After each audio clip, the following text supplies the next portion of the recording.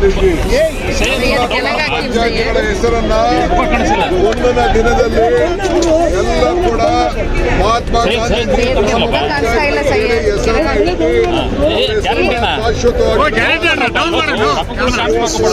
ಪಾರ್ಕ್ನಲ್ಲಿ ತೀರ್ಮಾನವನ್ನು ಮಾಡಿದೆ. ಪಕ್ಷ ಈ ತೀರ್ಮಾನವನ್ನು ತೆಗೆದುಕೊಂಡಿದೆ. ಸರ್ಕಾರ ಈ ತೀರ್ಮಾನವನ್ನು ಇಂಪ್ಲಿಮೆಂಟ್ ಮಾಡಿದೆ. ಎರಡನೇದು ಇದಕ್ಕೆ ರಾಜಭವನ ನಾವೆಲ್ಲ ಅರೆಸ್ಟ್ ಆಗಬೇಕು ನಾವು ಸಿದ್ಧ ಇದ್ದೇವೆ. ಆಫೀಸ್ ಬೇರರು MLA ಚೀಫ್ ಮಿನಿಸ್ಟರ್ ಎಲ್ಲ ಕೂಡ ಹೋರಾಟ ಮಾಡಿ ಗವರ್ನರ್ನ ಮೀಟ್ ಮಾಡ್ತೀವಿ. ಗವರ್ನರ್ಗೆ 1 ಗಂಟೆ ವಾಪಸ್ ಸೆಂಟ್ರಲ್ ಗೌರ್ಮೆಂಟ್ ಕಳಿಸಿ ನೀವು ಇದು ಏನು ಒಂದು ಹೊಸ ಕಾಯ್ದೆನ ವಾಪಸ್ ತೆಗೆದು ನರೇಗಾ ಕಾಯ್ದೆನ ವಾಪಸ್ ಜಾರಿ ತರಬೇಕು ಅಂತ ಹೇಳಿ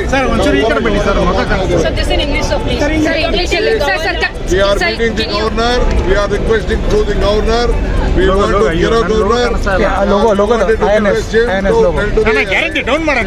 Logo. National government should be rolled back and Manrega should be into the force.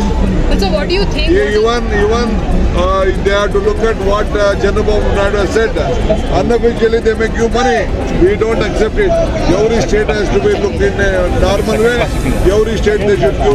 However they should do, they were doing in Manrega should be continued. But so what do you think, sir? Are they trying to burden the state government?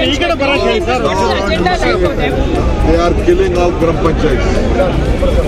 They are killing all Gram Panchayats. They are taking out the right of the Panchayats.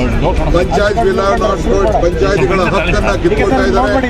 ಉದ್ಯೋಗಸ್ಥರ ಹಕ್ಕನ್ನ ಕಿತ್ಕೊಳ್ತಾ ಇದ್ದಾರೆ. ನಾವು ಈ ಬಡವರ ಪರವಾಗಿ ಹೋರಾಟವನ್ನು ನಾವು ಮಾಡ್ತೇವೆ, ಮುಂದುವರಿಸ್ತೇವೆ.